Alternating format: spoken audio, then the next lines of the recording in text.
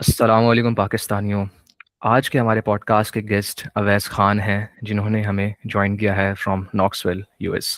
अवैस खान ने अपनी पीएचडी की थी साउथ कोरिया से, and now he is working on some of the very cool stuff at Oak Ridge National Lab. And yeah, we are with him now, and let's talk to him. Assalamu alaikum, Awais bhai. First of all, thank you so much. Thank you so much for joining us and taking out your time for the podcast. Walaikum salam. I would like to thank you to have me on your podcast. So I will treat this as an honor for me. My pleasure. Okay, so हम start करते हैं अवैस भाई from your early education and early journey from Pakistan. So please give us a quick, skim us through the whole journey. आपने कहाँ से bachelor's किया, कहाँ से क्या पढ़ा, and then your corporate job and stuff in Pakistan and all that, and then we will jump to your chapter when you went to the Korea. Okay. So I started my journey from Muhammad Al Jinnah University, Islamabad campus, and I did my bachelor's in bioinformatics at that time. Basically, I'm from Haripur, KPK, and then so during that time I developed a strong interest in the programming, although I was in the bioinformatics, but I was more oriented towards the programming. And after my bachelor's, I started working in a software house in Islamabad, and I worked there for about like 4 years, I would say. Yeah, and at that time I started looking for the opportunities abroad so I can pursue my master's or PhD, and that's how I moved on to the next journey. Okay, so one shift I just realized कि आपने bioinformatics से direct आप गए CS वाली side पे, and especially the HPC वाली side. So how was this shift like? So this shift actually started from South Korea.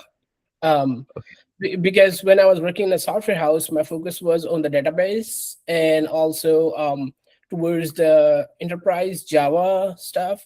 So when I joined a lab in South Korea, that's how I shifted, everything towards this HPC. After my bachelor's, I worked for a like software company, and then I started looking for the opportunities. I got admission in one of the universities in Italy. I got one of the admission in the universities in Turkey, and then one in South Korea. So I prefer to move to South Korea for some reasons. And then that lab was actually working purely on HPC systems, storage systems, and addressing, the IO bottlenecks around the storage systems, how we can optimize the storage systems. So that's how I transitioned into this role for like HPC. And HPC is basically have high performance computing, just for like, your audience. Okay, so you got into a lab or directly into the PhD program in South Korea? No, I directly landed into MS leading to PhD program in South Korea. Right, And it right. was a full And scholarship by the professor. Yeah. okay, so how was your PhD journey, and what was your research domain like? Go us through that. So I would say like my PhD journey is nothing, not much different from like other graduate students. So the journey was like a bit of sweet, a bit of sour, a lot of pitfalls where I felt like, oh, why am I going through all this misery? But then I realized, okay, no, it's something that I really have the passion. I wanted to continue the research side, and then that's how I got into this whole PhD journey. So initially, the first semester was pretty tough for me because I moved from industry. So industry works very different from a lab, right? So, and I was the funny thing is like I was the first tuner of my advisor. So even if you go and look up my advisor's profile, so I'm the first PhD graduate from that lab. So initially it was very tough learning because I was setting up everything with my advisor. We bought some cluster of servers and we put them together in a rack and we set up everything. So it was a little tough. So by the end of the first semester I felt like, okay, maybe I'm not for this thing, because I had better rather go back to the industry and just work there. But then I realized no, it's challenging, but I started feeling that that attraction towards that. No, it's just good. It's giving me good feel. But yeah, of course, at some points I still felt like, okay, I want to step back from the PhD. But once I started getting the results from PhD, I realized, oh, there's nothing cool than this. And then that's how I adapted towards this journey, and I love that what I was doing during my PhD, and that's how I continued that throughout till now. Okay, so how was the PhD like in South Korea? Because we see that in US there's a 5 years program, and you go through the first 2 years theoretical stuff related to the masters and all that stuff, and then the 3 years goes into research. So how's the PhD in Korea? Is this the same like US, or the thing like Germany, and you have a 3 years PhD? Oh no, no, it's same. They follow the same models mostly in the US. Whatever they do, so South Korean. Because my advisor used to, he did his PhD from Penn State, so he was just following like purely the US model. And then also the university that I went to is called Sogang University. It's in Seoul, and they also followed the same model. Like you have to go through some theoretical, the coursework for like 2 3 years. There's a certain number of credit hours, I think it was 36 or something, and then after that you have like 2 or 3 years of research. So that's how the program looked like for me. So I think I finished my PhD in maybe like 5 years, I would say. But in the beginning, my advisor actually told me upfront his requirements, that what he is expecting from his PhD graduate, like, you need to have certain X number of research papers published in X number of like exterior conferences, things like that. So, um, but I would say like the PhD in South Korea is a little intense, because now from last couple of years I'm in US, and I realized that it's not that tough here as compared to back in South Korea. And how was it like for a Pakistani student who was from Muhammad Ali Jinnah University? He did his bachelor's from here, like Pakistani ecosystem, Pakistani teachers, and Yeah. then the shift to the Korea. And you were saying that the PhD was so intense. So how was the feeling like, and what was your experience like? Anything you would like to mention, the lessons you learned, or worth mentioning stuff for the students in Pakistan?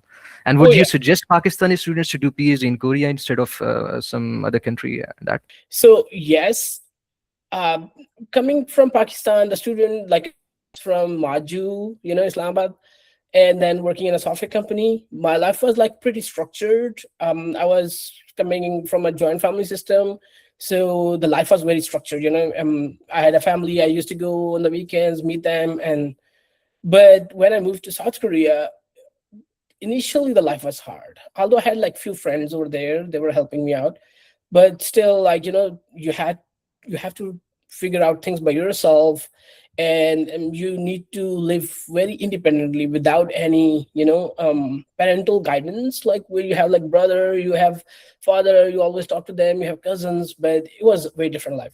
Plus the big issue in South Korea was the language barrier, right? So the society is a little, I don't want to comment on the society, but um they're not very social, like, right?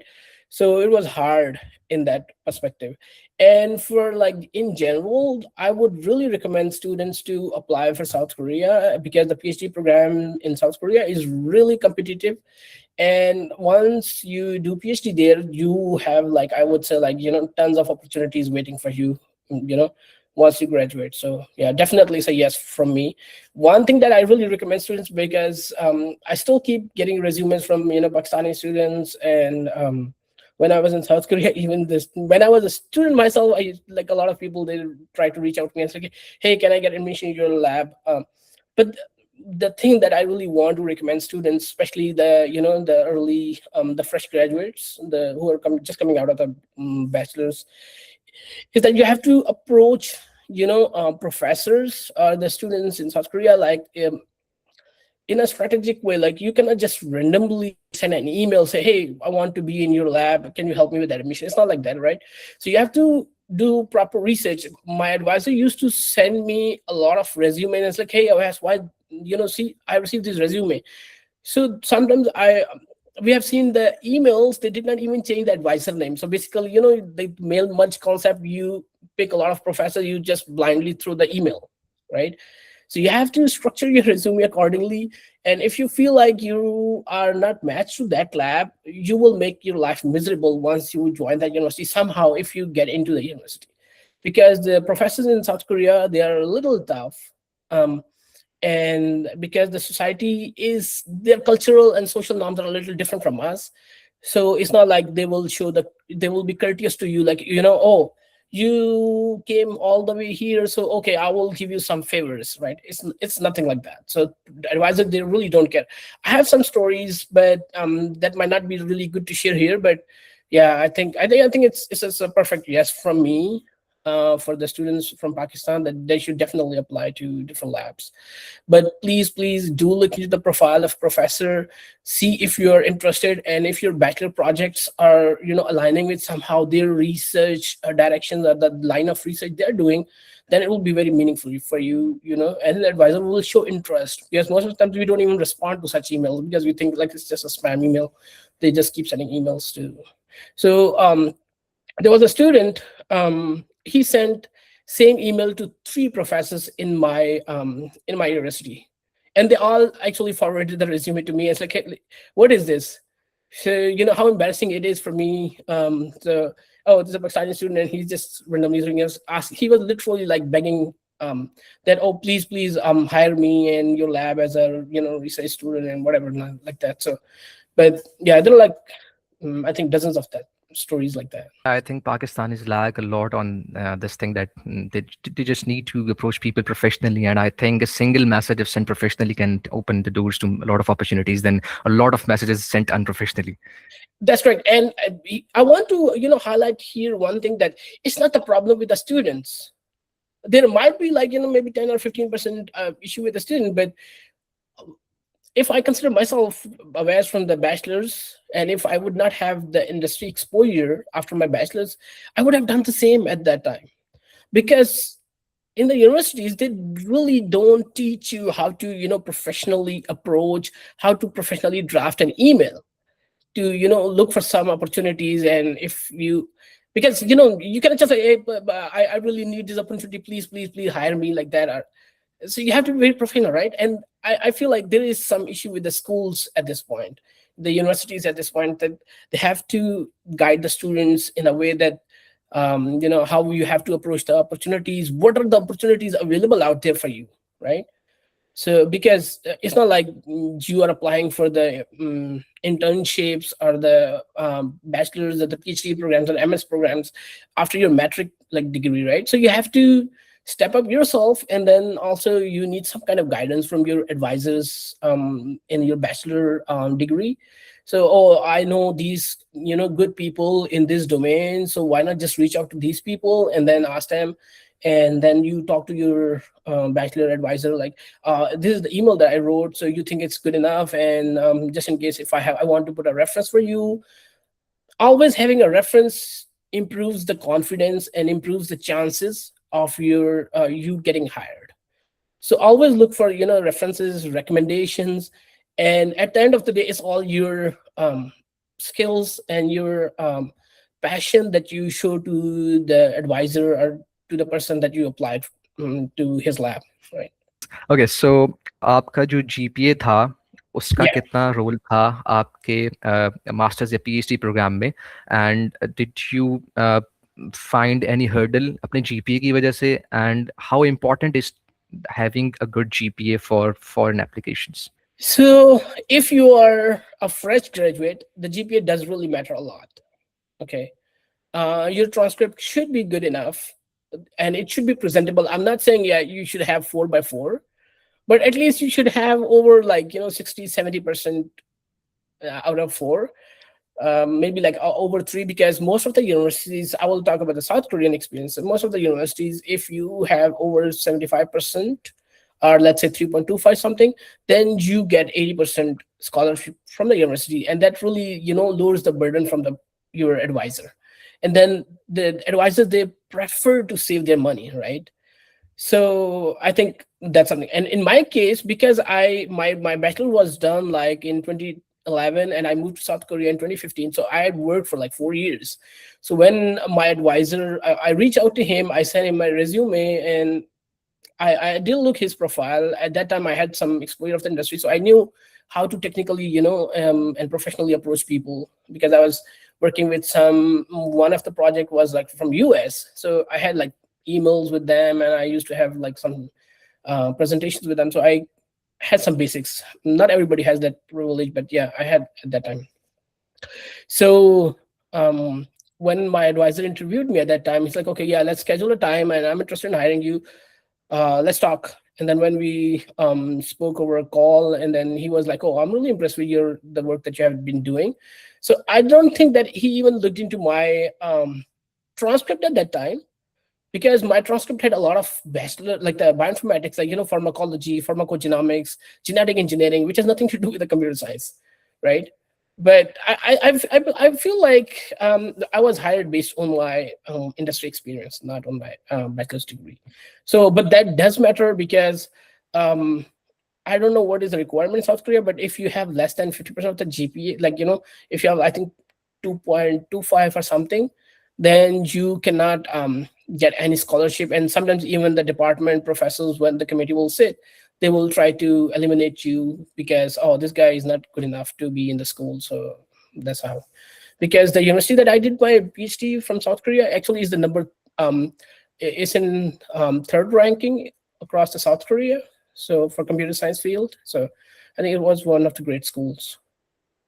Okay, interesting. Okay, so coming back to your journey, you did PhD, and I guess one of your research papers got published in the SC conference, and it was the best finalist paper. So, would you like to tell something about that? Oh, okay. I think it's a big jump we made from PhD to SC paper, but the reason how I landed towards Oak Ridge is my advisor used to work at Oak Ridge, right?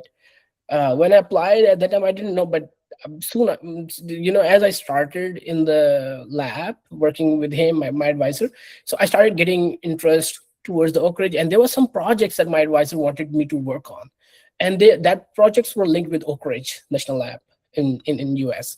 So during my PhD, I think I spent about a year or so in US in the Oak Ridge National Lab as a graduate research intern.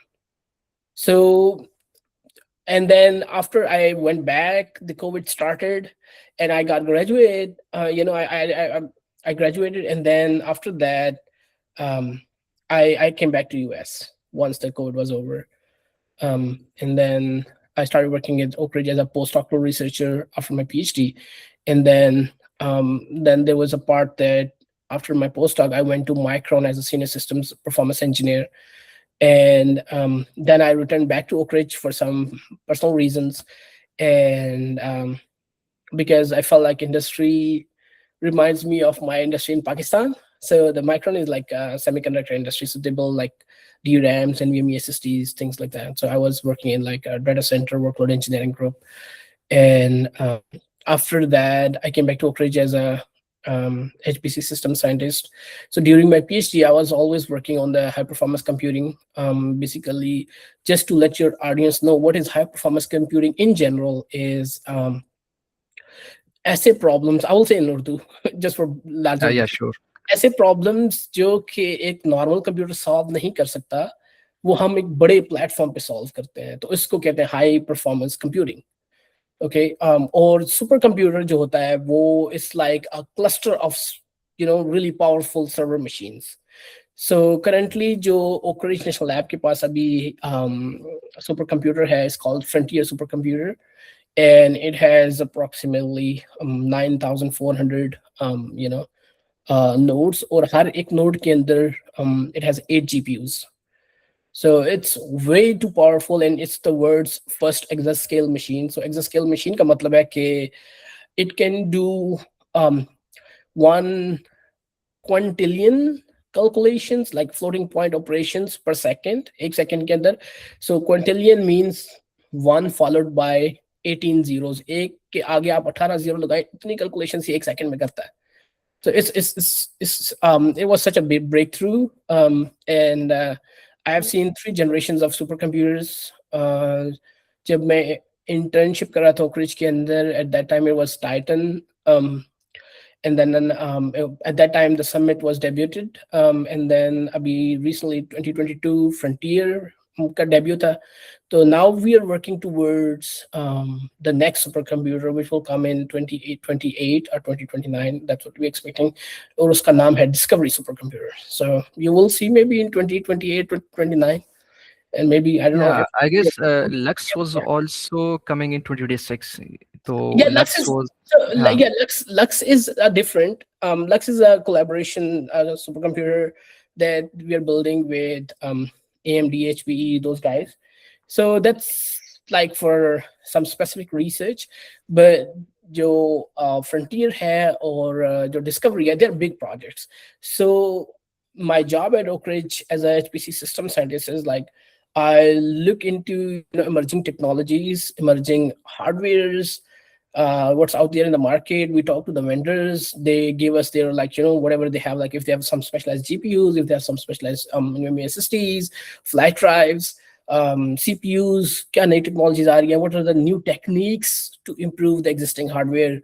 So we evaluate those and we pitch it to the Department of Energy, and then हम उनको बताते हैं कि ये चीज है, हम we can use this in our next supercomputer. फिर हम vendor से बात करते हैं, we go back and forth in discussions with those people, and then that's how we start architecting the next supercomputers. हम बताते हैं कि this is our requirement for like after 5 years we predict कि 5 साल के बाद जिस तरह जब summit बना था तो उस वक्त हमने सोचा था कि frontier हमारा exascale होना चाहिए, इतनी computations, और that's how we make a big picture of the supercomputer. ये इंटरेस्टिंग। एक चीज़ ऑडियंस के लिए, I was just reading a fact that अगर 8 बिलियन लोग हैं इस अर्थ पे, and if each one of those people does a calculation, and they will need 4 years to do calculation, जो फ्रंटियर एक सेकंड में कर सकता है। So this is the scale जिस पे फ्रंटियर ऑपरेट Yeah. करता है। Yes. And now with the passage of time, the technology never stops. So you have to adapt to the technology. So adaptability is a big thing. And that's I also recommend your audience, just be adaptable, right? So you don't stick to one thing. Up to quantum aa raha hai, so quantum it's completely a new breakthrough, right? So every decade we have something new which completely transforms the previous generation systems, previous generation technologies. So Abhi, you will see in next 10 to 15 years, the quantum will, I think it will completely disorient the existing technology like CPU, GPU things. There will be completely different shift. Okay, so do you think zeta scale computers भी आएंगे, या फिर right now you are just optimizing the yeah, and improving the exascale computers like Frontier, etc.? So the problem right now with the zeta scale is the real estate. So real estate not in terms की जमीन की बात हो रही है, ये बात हो रही है motherboard की, जो आपके servers के अंदर लगता है. क्योंकि we are going from bigger machines to compact machines, like छोटे से छोटा होता जा रहा है. But if you want more power, you need more space on the the die, like उसके अंदर more CPUs डालने, उसके ऊपर more GPUs डालने. It's not an easy task. तो vendor जो industry होती है, they look for profit margins, right? They are product oriented and they are service oriented. तो उनको कोई गर्ज नहीं है कि हमने zeta scale computer बनाना या नहीं बनाना. But we are interested in solving complex scientific problems at bigger scales जो पहले कभी नहीं हुए या पहली machines नहीं कर सकती. तो यहाँ पे थोड़ा सा ना conflict आता है हमारा vendor के साथ. तो we are actually pushing the boundaries towards zeta scale, but we don't know at this point like if we will be able to achieve, because if quantum is giving a big breakthrough, then we might not see the zeta scale machines, because quantum can do something which I think maybe like tens of frontiers will not be able to do it. So Super interesting. Okay, so discussion का हमारा flow बिल्कुल like it's going haphazardly, and I'm just really enjoying it because it's very interesting कि कुछ मजे के topics मिल रहे हैं और आप उसके अंदर घुस रहे हो. Then the structure that was planned, right. but I would Oh like yeah, to so know. Yeah, sure. you asked me about the SC paper. Yeah, so that SC paper I Yeah, read exactly. in 2023, and it was published in 2024. I published actually a couple of research papers during my PhD and after that, but this one is very close to, I would say, my heart. The reason being is हम लोगों ने cost evaluation निकाली थी कि आप अगर अपनी cost save कर रहे हैं एक सुपर कंप्यूटर के अंदर, तो उससे आपके जो यूजर या साइंटिस्ट हैं जो कि बहुत बड़ी बड़ी एप्लीकेशंस रन करते हैं, उस पे क्या इफेक्ट आता है. ठीक है. So basically it was about network cost effect evaluation paper. तो समिट जो था वो predecessor था, और you can say कि frontier successor है summit supercomputer का. Summit भी supercomputer है, frontier भी. Summit आया था 2019 18-19 के अंदर. It was world's #1 fastest supercomputer at that time. Frontier ने debut किया 2022 में. It was world's fastest supercomputer at that time, like first exascale machine across the globe. Okay, तो हम लोगों ने देखा जो समिट सुपर कंप्यूटर उसके अंदर थी 4600 machines, like server machine, like compute nodes हम उन्हें बोलते हैं. और जो फ्रंटियर है उसके अंदर 9400 है, ऑलमोस्ट डबल, राइट. तो जो मैंने जो स्टडी की थी उसमें मैंने ये बताया था कि जो समिट के अंदर आपकी कॉस्ट आई है, फ्रंटियर उसका इवन ट्वाइस द साइज है, लेकिन चूंकि हमने डिफरेंट टेक्नोलॉजी यूज की तो उससे almost $63 million we were able to save for the DOE, like department of energy के इतने पैसे तकरीबन बच गए इस टेक्नोलॉजी को सिर्फ यूज करने के लिए. तो और एप्लीकेशन जो साइंस जिन्होंने जो इधर साइंटिस्ट एप्लीकेशंस रन कर रहे थे या जो बड़ी बड़ी सिमुलेशंस रन होती हैं तो उन पे इतना ज़्यादा इम्पैक्ट भी नहीं आया परफॉर्मेंस का. तो it was a Interesting.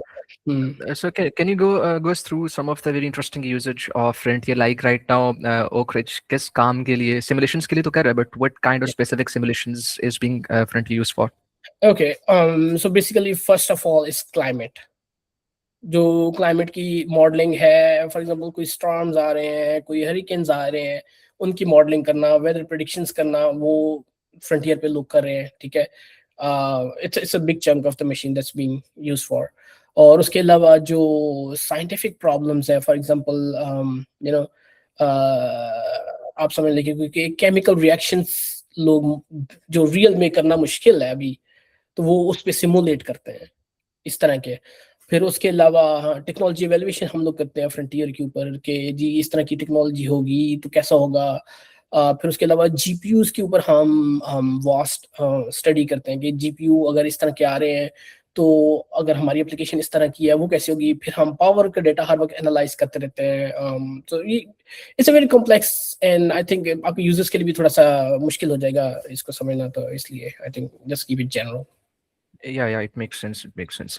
Okay, so one very interesting thing about Oak Ridge, which I think most of the people want to know, is that the Manhattan project was associated with Oak Ridge, and it has a very great history.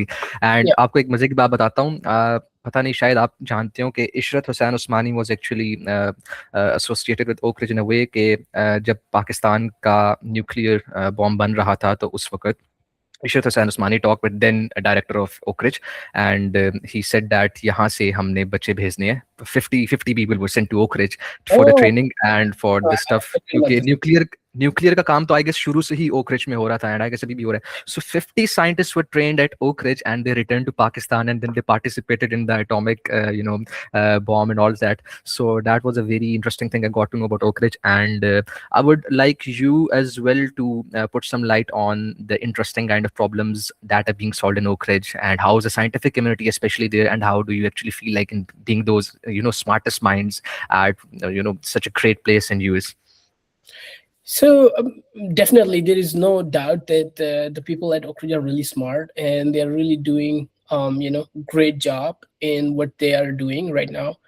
Really solving the things that have not been solved for us. So there was a recent simulation. They had some issue with they designed a plane, and that fighter jet, it had some issue for last 30 years, so they were not able to solve it on any other machine, and they were able to solve it through Frontier. That's also one of the use case, right? So I'm not going to dig in the details for some reason, and just for like my own sake of my own Yeah, conflict. exactly. Makes sense. Makes sense. Things so lekin talking about other problems like general problems like LLMs, AI की बहुत बड़ी बड़ी trainings होती हैं हमारे super computer पे. let's say like over 1000 nodes, 2000 compute nodes को use करते हैं, and each compute node has 8 GPUs. So think about like 2 into 8000, like that many GPUs are used to train. So even so the thing that I did like I think a couple of years back, and it's been continued. And I always have interns throughout summers and throughout the years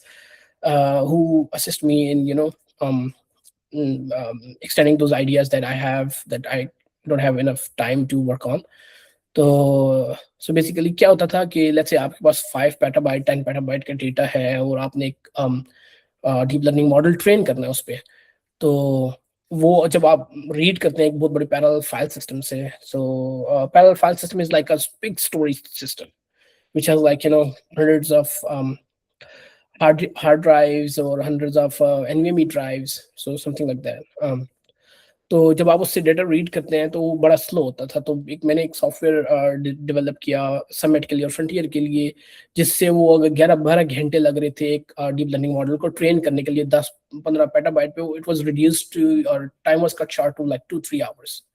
और वो भी paper मैंने publish किए थे, research paper I think around 2022 in Germany, something cluster something I think. So we keep on doing good work. We keep on adding software capabilities on top of these supercomputers, and that's how we do research, and then that's how we get the collaborations into the picture. So जब वो लोग मेरे talks attend करते हैं, presentations पे हमें invite करते हैं, so we go talk to them and it's like, oh, we really want to deploy this software. So this particular software that I developed is also deployed in KISTI. KISTI is actually Korean Supercomputer Institute, Korea Institute of Super something something. तो वहाँ पे भी उनका जो super computer उस पर deploy हुआ है। तो that's how we keep in touch with like the people around the globe and experts who are really looking forward to this kind of software capabilities. Yeah, makes sense. Okay, so yeah, like I would like to know, okay, what frameworks do you actually use? Like you said, now you code some software. So Yeah. do you work with CUDA kernels or something else? I guess I just read that AMD is being used a lot in Frontier, So and NVIDIA का मैंने देखा नहीं था, but yeah, you just shed some light. yeah. So it depends on the whatever the vendor, whoever provided a supercomputer, right? So we give our requirements. People do their job, like vendors. They come, they pitch us like their solutions, and then we uh, pick one, and then if the Department of Energy and everybody approves it, then we just move ahead with that. So Summit ka jo tha, it was actually it had like NVIDIA GPUs. So when you are using NVIDIA GPUs, you always use CUDA, right? So CUDA kernels and stuff. So you do have to program CUDA. You have to program code your application in CUDA. But jo ke Frontier hai, it's actually an AMD machine, so it has AMD GPUs, and AMD GPUs are actually, they follow like a hip. It's a ROCm, so that's how you have to program. So we keep switching. So programming in particular technology is a different thing. Like I call that as a coding, right? You have to code in different environments. You have Python, you have C++, you have Fortran, you have C. So when I was in Pakistan, I used to do a lot of Java, but since then I never even looked at Java after that, even not even during my PhD. I'm purely a C++ programmer, and of course, need-based Python programmer also. But with these days, I mean, I would say like being a coder does not value you anything anymore. You have to be a programmer. You need to have the deep understanding of what you're doing. You need to have understanding of how the systems are being designed. Systems not only in terms of like a physical server or a laptop like machine, right? Physical systems means like understanding of the system means if you're doing, let's say, a program, you should be able to understand what is the flow, what are the components, how you're designing it, why you're designing it this way. So things like that matters a lot. If you are writing an LLM model, and you want to train it for specific purpose, you should have the complete information, objective, motive, why you, goals, and what will be the outcome, why you're doing this. So you need to have that set of questions answered, because the coders, I always call, it's just a syntax. You are the keyboard warrior, so you just learn something, and bash scripting, we do a lot of bash scripting also. So and you just keep typing it. But being a programmer, you need to come up with the logic how you will implement that. So that's really important. And I will also bring one point here that with the invent of this, ChatGPT, AI, and transformer models and LLM, so I think the coding has been on another level now. So you really don't have to write anything from scratch. I remember during my PhD, I had to write everything from the scratch. But now, the thing that I used to do in a month, it can be done in like an hour, or maybe like 2 hours, or maybe I'm saying like two, two squeeze, maybe 2 days. So I don't think programming matters anymore. Like coding matters anymore, but programming does matter. So you need to have a area of the systems, how they work, um, how they are constructed, why they are constructed this way, what is the limitation of the system, and how you can overcome that limitation. What is the strength of the system? So things like that. So yeah, moving on to the thing like that, how can a Pakistani student who is right now doing bachelor's in any STEM degree land a role at ORNL, like any summer internships or any other kind of opportunities there? Okay, let's just be honest. So getting hired directly from Pakistan is really tough because Pakistan falls in the list of sensitive countries. By sensitive country means like they need to go through a lot of security clearance, so they're really not preferred. Anybody, so usually the HR and the the group people, they don't prefer people from like the sensitive countries. I think Afghanistan, Iran, Pakistan, I think like two other countries I can recall, but it's list of like 6 countries. um the best thing that is always, or I would recommend, is just get into some other country for your fully funded PhD programs or MS programs, and it's really easy to apply for the internships. That way, you bypass a level for the visa processing and stuff already. So it's very easy. Then I can hire somebody from the, let's say, South Korea, or so I always have interns from my advisor's lab every winter, every summer, or something like that.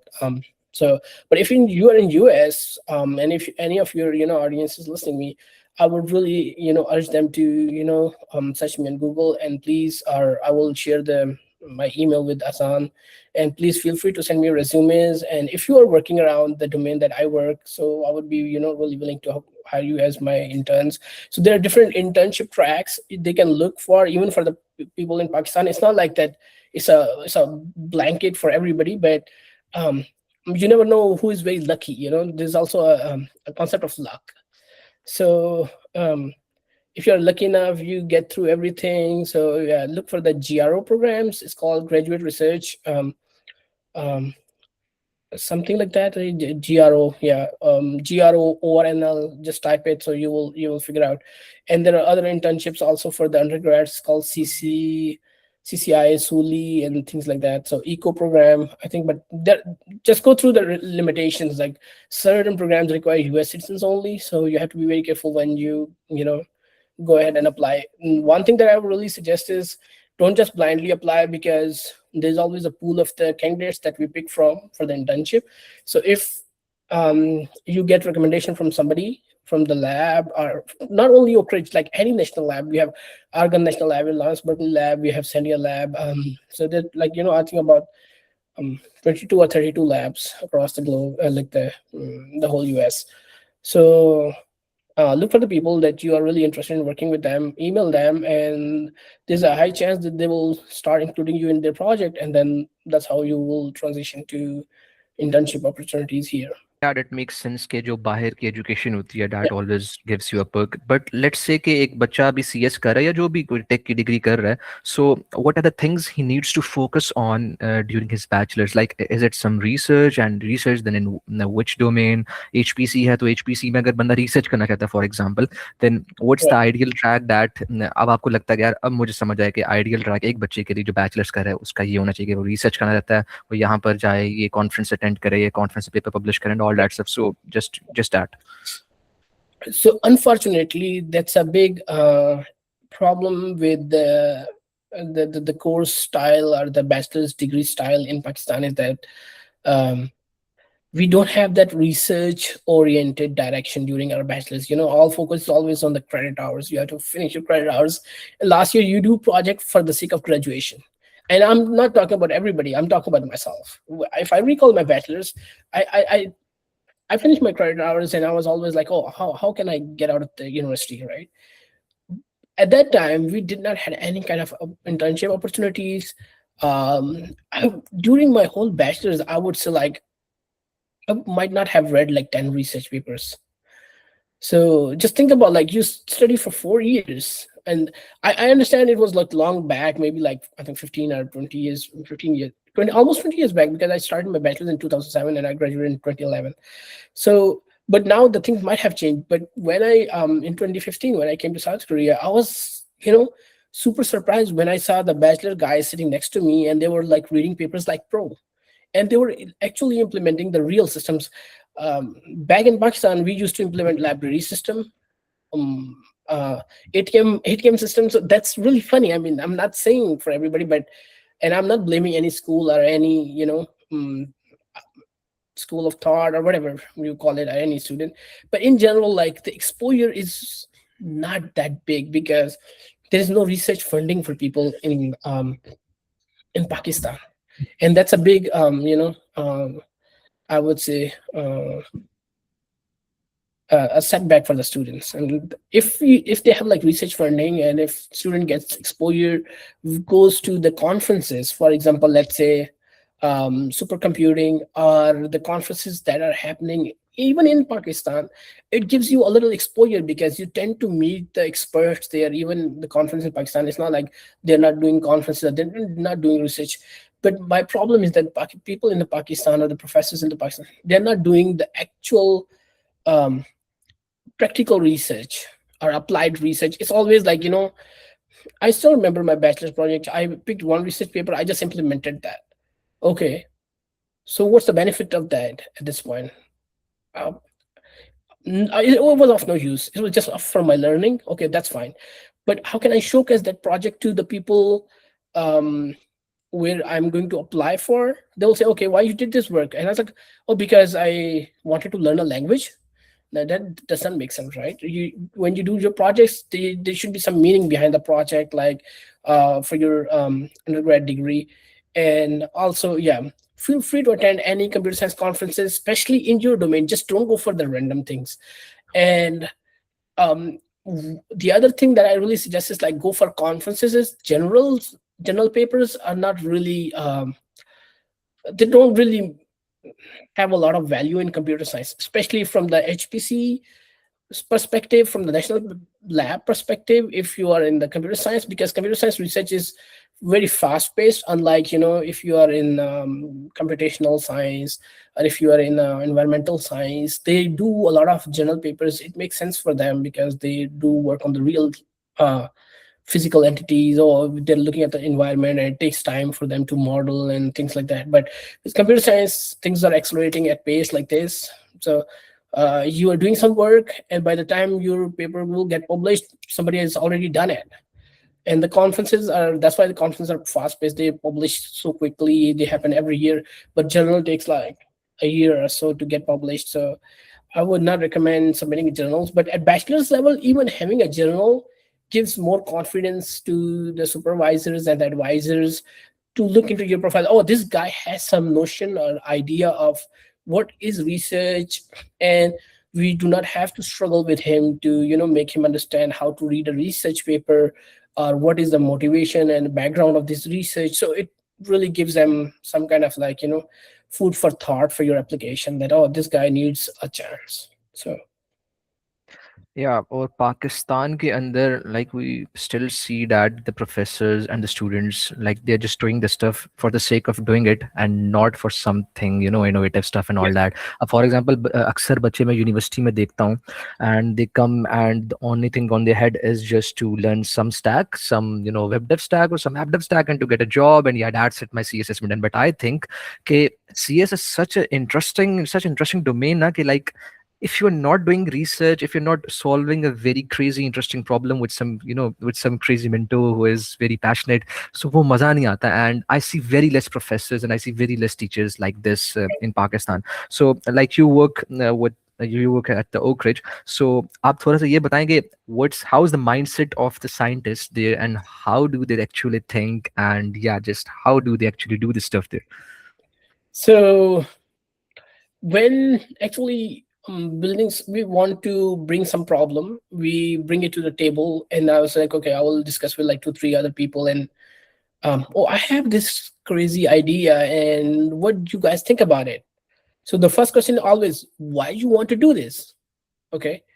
How it is going to benefit the people who are using the supercomputer. And then I said, okay, I talked to ABC scientists, and they told me that they're having this trouble. So that's how I come up with this problem. I can help them solve it. And it's like, okay, is it really how are you going to design it? How are you going to model it? First, you have to hypothetically prove it like it's really worthwhile. And then I tell them, okay, look, I'm generalize things, and I make some assumptions, and okay, if this science is using like this, and it will help out to carve the solution like this. Oh, okay, yeah, it makes sense. Okay, go ahead for implementation. I implement it. If I have interns, I ask them to implement it, because as I said, like, coding is different from programming. And when you are at a different position, then you always get a lot of perks, which is like you have interns who can work. And this way, interns are not only, think about like the people, students in Pakistan. And if I have a student here, um, I will give him, he knows what is the problem, why he's implementing that. It's not just I tell him, just implement this part," because he has been with me in throughout all the meetings. So he knows all the ins and outs, what he's doing, why he's doing, and why I'm giving him that particular task. And then once the solution is out, then we are able to publish that in different conferences. So, and if the it's really worthwhile, then we go ahead and make submissions to different awards and things like that. So that's how it works. Again, I would say, like, for your audience, it's really important that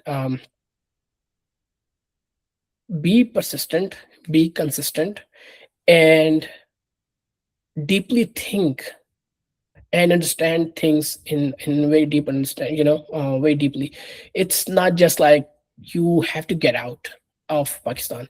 It is important to somehow find the opportunities. And I would say, like, staying always open to the opportunities that you find.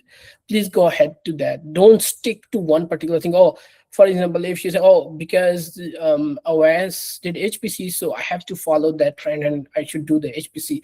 Because for the fresh graduates, or the students who are still in undergrad, if they are not doing AI and LLM things, I would say I really worry for them. Because no matter if you are from chemistry, if you're from biology, if you're from mathematics, physics, irrespective of your domain, you need to have the understanding how the new AI things and LLM things applies to your domain. I'm not asking you to, you know, im- understand AI, but at least you should have understanding how the AI can be applied to your domain. Because if you're not doing that, then again, I would say, like, I really worry for you, because your future will be at stake. Because AI is going to replace a lot of people who are against AI and who don't accept AI. But it's not going to replace the people who are, getting along with it and who are learning. And think of a person who has been doing a lot of physics, but he has no idea of AI. But now AI can do his job within like few days, what he was doing in like 3 4 years, right? So why not deploy some AIs? And with the agents becoming more prominent these days, like AI agentic stuff, it's even getting more and more. So you really need to apply AI to your fields. Please don't avoid AI. Keep AI with you. And again, I says, like, AI can help you code, but it's not a programmer agent. So please be a programmer, not a coder. Syntax memorizing is not a big deal. So anybody can do that.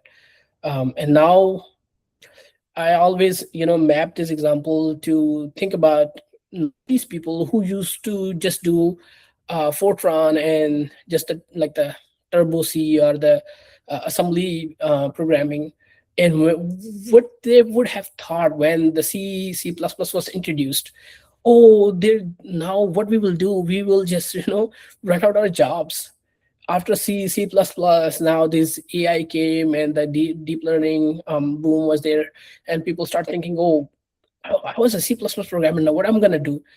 There is always a way that you have to use the technology, only if you understand the technology. So again, मैं आप सबसे यही कहूँगा, मेरी गुजारिश है कि please AI को जितना यूज़ कर सकते हैं उसको यूज़ करें, उसको अवॉइड ना करें, और उसकी अंडरस्टैंडिंग लेके आप उसको अपने सिस्टम्स, अपने डोमेन्स के अंदर कैसे इंटीग्रेट कर सकते हैं, तो इससे आपको बहुत ज़्यादा फायदा होने वाला है फ्यूचर में. Right, I agree with that. And also, if Awais bhai, you were to go back in your journey with all this knowledge and all this understanding, what different would you do in your journey? Okay, although I'm very happy with the journey, but still there are things that I feel like they should have improved. First, मैं अपने bachelors में वापस जाना चाहूँगा और bachelors में बहुत सारी चीज़ें ठीक करना चाहूँगा। और जो चीज़ मुझे एक अच्छी नहीं लगती पाकिस्तान के सिस्टम के अंदर, वो ये है कि वैसे तो of course I am very patriot कि जो पाकिस्तान में कॉन्सेप्ट है ना कि आपने मैथ पढ़ लिया तो अब आप बायो मेडिकल में नहीं जा सकते, या आपने बायो पढ़ लिया अब आप इंजीनियरिंग में नहीं जा सकते। ऐसा कॉन्सेप्ट मैंने साउथ कोरिया के अंदर बिल्कुल नहीं देखा। साउथ कोरिया में मेरा एक लैबमेट था, actually he was philosophy major in undergrad, और उसको कुछ भी चेंज नहीं करना पड़ा कि जी आपको अब, मुझे याद है मेरा एक दोस्त था वो मेडिकल में था, उसने कुछ सप्ली उसको कुछ कहते हैं, वो जो पेपर उसने दे के फिर वो इंजीनियरिंग में शिफ्ट हुआ था। वो एड मैथ्स का एग्जाम होता है। हाँ, वो जो भी नहीं एडमेस नहीं, वो तो इंजीनियरिंग कॉलेज के लिए है ना। एक वो होता है जब आपने मेडिकल, फॉर एग्जांपल एफएससी में मैंने मेडिकल चूज किया और मैंने अगर अब मैं इंजीनियरिंग में जाना चाहता हूँ तो आपको ना मैथ के एडिशनल पेपर देने पड़ते हैं। या वही एड मैथ्स कहते हैं उसको। ओके, एडमेस कहते हैं, ओके सॉरी। तो अब इस तरह का कॉन्सेप्ट साउथ कोरिया के अंदर बिल्कुल नहीं है। So you are free to choose whatever you want. उसने बैचलर्स अपना फिलोसफी में किया और उसने उसका जो सेकंड मेजर था वो था कंप्यूटर साइंस, तो उसने कंप्यूटर साइंस में पीएचडी की। I think he's still pursuing PhD. I'm not sure of the track right now where he is, but वैसे मैं ये जनरल बता रहा हूँ। मुझे ये लगता है कि इस तरह की ना हर्डल्स बहुत ज्यादा हैं पाकिस्तान के अंदर कि आप ऐसे करेंगे तो आप ऐसे नहीं कर सकते, और लोगों के सेल्फ मेड बबल्स बने हुए हैं।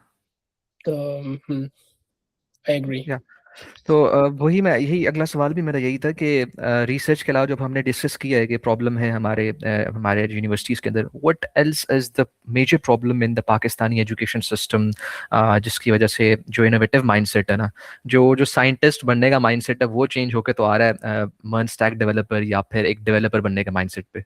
क्योंकि आप अप्लाइड रिसर्च नहीं करवा रहे स्टूडेंट से, उनको बता नहीं रहे, उनको ग्रूम नहीं कर रहे। अब ग्रूमिंग कैसे होगी? एक एडवाइजर के पास अगर पैसे ही नहीं है, वो फंड ही नहीं कर पा रहा है एक नया प्रॉब्लम जो स्टूडेंट बता रहा है कि ये प्रॉब्लम है, इसके ऊपर इस तरह का मुझे हार्डवेयर चाहिए, आपको उसको टेक्नोलॉजी प्रोवाइड नहीं कर पा रहे, उसको इस तरह का टेस्ट बेड प्रोवाइड नहीं कर पा रहे, तो उसकी इनोवेशन किस बात की रहेगी? So he will feel always disappointed, यार वो कुछ मिलेगा ही नहीं क्योंकि रिसर्च फंड नहीं है उनके पास। तो बस वो कुछ भी करके कहेगा अच्छा मैं ग्रेजुएट हो जाऊं किस तरह। तो I think so you think this is a problem at a major level के फंडिंग नहीं है? क्योंकि हाँ ना, अब देखिए, अब you don't have applied research just because you don't have the companies who are doing real jobs, right? आप मुझे बताएं कौन सी बड़ी टेक कंपनी है पाकिस्तान के अंदर? अब मैं कहता हूँ जी मेरे पास एबीसी प्रॉब्लम्स हैं, अब मुझे उसको सॉल्व करने के लिए मैं किस कंपनी के पास जाऊं कि मुझे इस तरह का हार्डवेयर आप दें, और अगर ये हार्डवेयर पे हम इस तरह का सोल्यूशन डिजाइन करें, अगर ये कामयाब हो गया तो it will benefit your industry. मतलब आपकी जो भी टेक कंपनी है उसको बेनिफिट करेगी, आप उसको एज अ सेल पॉइंट बनाएंगे। फॉर एग्जांपल लेट्स से आपने एक एनवीएमई एमएसएसडी है आपके पास, आपने एसएसडी के ऊपर एक सॉफ्टवेयर बनाया जो कि पहले वो परफॉर्मेंस अच्छी नहीं दे रही थी, अब उसने अचानक से परफॉर्मेंस अच्छी देना शुरू कर दी बिकॉज आपने एक सोल्यूशन ऐसा डिजाइन किया जो कि पहले नहीं था कंपनी के पास। कंपनी अब कहेगी कि हमारी एसएसडी ले, इसकी परफॉर्मेंस बहुत अच्छी होगी है, कंपनी उसको ज्यादा मार्जिन से बेचना शुरू कर देगी। तो it's just like you need to have. South Korea में जो कल्चर है वो इसी वजह से है कि उनके पास सैमसंग है, उनके पास एसके हाइनिक्स है, अप्लाइड रिसर्च है, बैचलर से ही स्टूडेंट्स को असाइन कर दिया जाता है कि आपने स्टोरेज पे काम करना है, आपने कंप्यूट पे काम करना है, आपने नेटवर्क्स पे काम करना है, तो there's a bifurcation in the projects। तो मुझे ये लगता है कि चूंकि हमारे पास रिसर्च फंडिंग नहीं है पाकिस्तान के अंदर, और स्टूडेंट्स को शायद वैसे इसीलिए ग्रूम भी नहीं कर पाते एडवाइजर्स या प्रोफेसर्स या जो भी है बैचलर्स में। तो दूसरी मुझे जो बड़ी कमी लगती है अपार्ट फ्रॉम रिसर्च फंडिंग, वो रिसर्च ग्रूमिंग नहीं है। मतलब आपको शुरू से बताया जाए कि आपने रिसर्च पेपर पढ़ने हैं, आपने रिसर्च करनी है, वो माइंड हमें बस शुरू से ये बताया जाता है वो मिड टर्म में अच्छे ग्रेड आने चाहिए, फाइनल एग्जाम में बहुत अच्छे ग्रेड आने चाहिए, जीपीए बेस्ट रहना चाहिए। जीपीए अच्छा होना जरूरी है लेकिन बेस्ट होना जरूरी नहीं है। और ऐसा भी नहीं है कि आप अप टू लेके कहेंगे जी मैं बहुत स्किल्ड हूँ।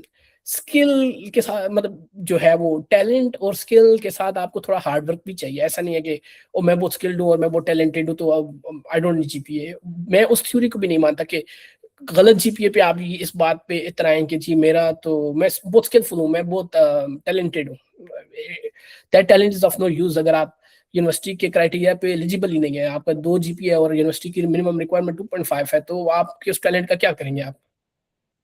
Yeah, exactly. And also, do you think that the labels of the university matter when you're applying for such labs? And ये matter करता है कि आपने PhD कहाँ से की, masters कहाँ से की, या bachelor's कहाँ से की, या it's all just about your skills and your research domain? So um, I would say it matters at the secondary level. At the primary level, what matters is your line of research. And if you have done something that is really out of the box, the labs will get attracted towards you and they will try to hire you. That's the basic principle here. We don't go after like the universities. We just go for the the excellence. हमें लगता है कि ये इस बच्चे ने बहुत अच्छा काम किया है, we should really hire him. So अभी रिसेंटली मुझे फ्लोरिडा से काफ़ी रेज्यूमेज आए कुछ फॉरेनर स्टूडेंट्स के, they are actually doing PhD in University of Florida, कि हम आपके इस तरह के इस काम में हम आपकी ऐसी हेल्प कर सकते हैं. I scheduled a meeting with them and I asked them like before scheduling, I really want to hear how you can contribute to this particular project. So they come up with some presentation and I really like that. So I'm thinking to probably hire one of them. So that's how what I was saying, like, that's how the students should approach. Like, I said, blindly CV फेंकने से कुछ नहीं होने वाला. So you have to be very professional. I'm not saying 100%, but at least show some sort of work on your end, that you did some homework before approaching somebody, right? So and also ये कि ये जो labs हैं, not only Oak Ridge, any other lab, आप क्या जानते हैं ऐसी लैब्स जो रिमोट अपॉर्चुनिटीज़ दें यहाँ के रिसर्चर्स को? फॉर एग्जांपल पाकिस्तान में भी समर वेकेशंस आने लगे हैं, and if someone is doing research and if he wants to work with some mentor, some professor at some lab, so इस तरह का कोई पाथवे है, या फिर it's all on site and you have to go to US and all that? So during COVID, we did have some remote internship opportunities, but now with the new government in place, so they have stopped all the remote activities. So it's a little hard to get into the remote internship pathways, but there is an easy way that you can start collaboration, because most of the internships here, they are actually paid internships. So you get a lot of money while working here. So the pathway is that if you or your advisor is working in somewhat like similar line with the lab, or if you find somebody who is working at the lab and the research is ABC, and you're also doing some BC research, so your advisor can approach him and say like, hey, I want to collaborate on this project, and that's the way we will collaborate. And that's how you can get in touch with the people at the lab, and they will get to know you. You show them your skills, you do some job for them, and then probably they will invite you here, and then you will get a chance to work. Yeah, it makes sense. Let's just dive out and Yeah. discuss how's the life at the place you live, Knoxville. I heard that there's a great national park, and it's the one of the most visited national parks in Oh yeah. US. So we have a Great Smokies National Park, and it's like about, I don't know how long, maybe more than 100-mile long mountainous region. It's pretty long, and it's a super great place. A lot of people don't like it. So I stayed in Austin, Texas also when I was working at Micron, but I didn't like the weather there, so I had to move back. But East Tennessee, I live in East Tennessee, and actually the city is Knoxville. um, uh, it's not a really big city, it's a small city, and the people here are mostly from Oak Ridge. They all work at the lab. So lab has about, I think, 6,000, 7,000 employees or something like that. I cannot recall on top of my head, but it's a great place. I love living here. It's very green, it's full of sceneries when you go around, drive around. um, yeah, definitely. Halal food is a little bit issue here. We do have like a couple of restaurants and a few grocery stores that's all halal. Um, but overall, yeah, staying here is a little challenging in a sense that we do miss family. I have two kids, two daughters here with me, um, and my wife. My wife was also working at Oak Ridge, and now she quit because of the kids. So yeah, we are happy here, but I do miss Pakistan, especially on Eid days, because the community is not very big here, like the Pakistani community. We do have a lot of folks, very, very, very good community people, but not like a lot of people. Um, So out of Pakistan, Korea, and US, which is the best place you would love to live in? I don't want to say Pakistan. I mean, I will just compare South Korea and US. So I prefer US because South Korea has a big language barrier. But I did learn Korean language, so I used to speak because I studied there for like 5.5 years. So but I would say like yeah, US is better because it's more open, more freedom. The life for the kids is much easier because in Korea your kids had to learn Korean to go to public schools. If you want to send them to English school, it's really hard. And the housing was a big issue in South Korea. The houses are really small, like the apartments or the flats that are really small. If you want to go for a big one, that's way too expensive beyond the reach of a student, I think. Or even if somebody's working, it's hard for them to afford.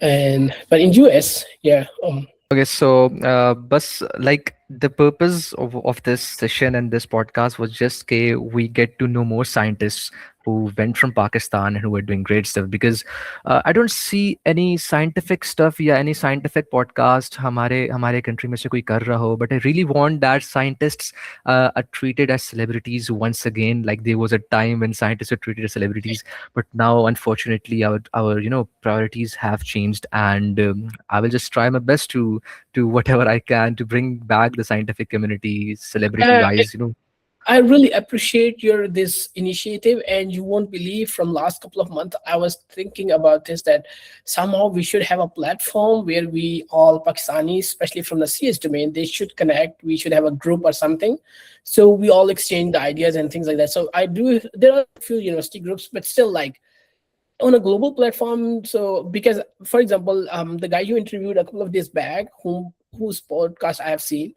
Um, he was Hamad, he was from Fast. yeah. So I didn't know that he's working at the national lab, right? So I know like two, three, or four people, and there are a few other Pakistanis who work at the Oak Ridge. So I know them, but I really don't have a big idea of how many percent because already I'm in this domain for like I think maybe like 8, 9 years, 10 years, but still just because lack of the information and there's no platform, so we really get to know a lot of people, especially from Pakistan. So I really want to do something for the Pakistani community in terms like for the students, to make the students' life easier in Pakistan and bringing them here, to have some route to figure out something for them. So I think that's one of the reason I wanted to have be in this podcast. Yeah, and the reason of building this community was only to bridge the gap between the Pakistanis who Right. have achieved something like this there in the US or UK and etc., and bridge the gap between them and the students. Because I don't see any kind of this thing before. Like there are some alumni associations, alumni groups in our university, Right. but I don't see them as such active. And also one of the other goals was that कि जो हमारे tier 2 या tier 3 universities हैं जहाँ पर इतना education system भी अच्छा नहीं पाकिस्तान में, like पाकिस्तान में कुछ यूनिवर्सिटीज है जहाँ पर there is somehow good education system, good professors, good faculty, but बहुत सी ऐसी यूनिवर्सिटीज जहाँ पे बिल्कुल बिल्कुल बहुत pathetic scenes हैं. So we want to support those people, we want to connect them with the elite class scientists, yes scientists, and we actually want to bridge the gap so that वो भी कुछ सीख सकें, वो collaborations कर सकें and all that. So yeah, that was the only goal Mhm. behind this. Yeah, I really appreciate the initiative, man. Thanks so much for this effort.